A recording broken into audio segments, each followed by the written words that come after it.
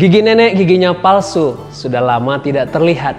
Banyak orang baiknya terlihat palsu, hanya Tuhan yang baiknya terlihat. Shalom saudaraku, 1 Samuel 13 ayat 13 berkata demikian. Kata Samuel kepada Saul, perbuatanmu itu bodoh, engkau tidak mengikuti perintah Tuhan Allahmu yang diperintahkannya kepadamu. Sebab sedianya Tuhan mengokohkan kerajaanmu atas orang Israel untuk selama-lamanya. Saat dilantik menjadi raja, Saul masih muda. Pada perikop ini Yonatan anaknya sudah dewasa. Banyak tahun telah berlalu sejak Saul mulai menjadi raja atas Israel.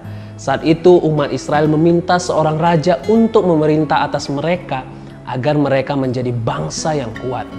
Raja harapan mereka itu akan menjadi hakim dan pemimpin perang bagi mereka.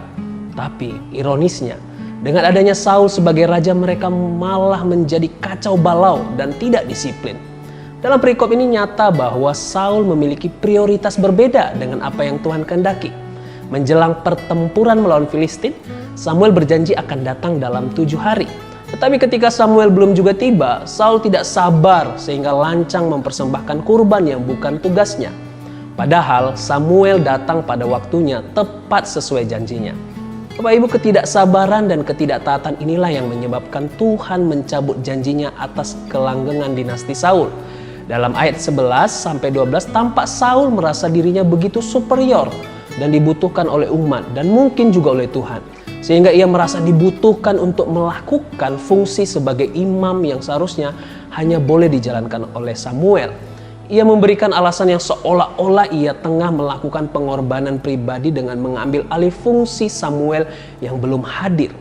Padahal sebenarnya ia tengah bertindak impulsif, tidak sabaran dan melakukan hal yang tidak berkenan kepada Tuhan. Ia mencoba menjadi penguasa tunggal dengan memusatkan kekuasaan politis dan agama di tangannya. Sehingga ia tak lagi membutuhkan kehadiran Samuel sebagai imam. Jelas bukan persembahan Tuhan yang inginkan. Juga bukan ritual keagamaan yang Tuhan cari.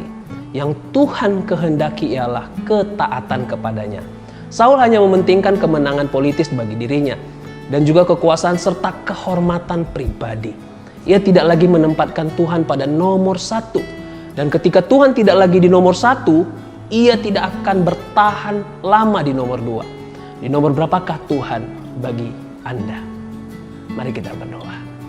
Tuhan yang baik, kami bersyukur bahwa dalam setiap kehidupan kami boleh percaya kuasa Tuhan memberikan kami kekuatan dan pertolongan.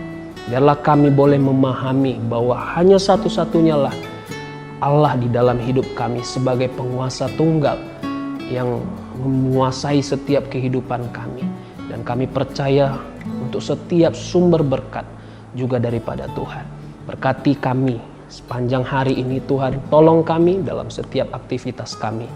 Mampukan kami untuk terus berjalan, melihat hanya Tuhanlah yang ada di dalam kehidupan kami, menjadi nomor 1 di dalam kehidupan kami. Terpujilah Engkau, di dalam Yesus kami berdoa. Amin. Tuhan memberkati. Shalom.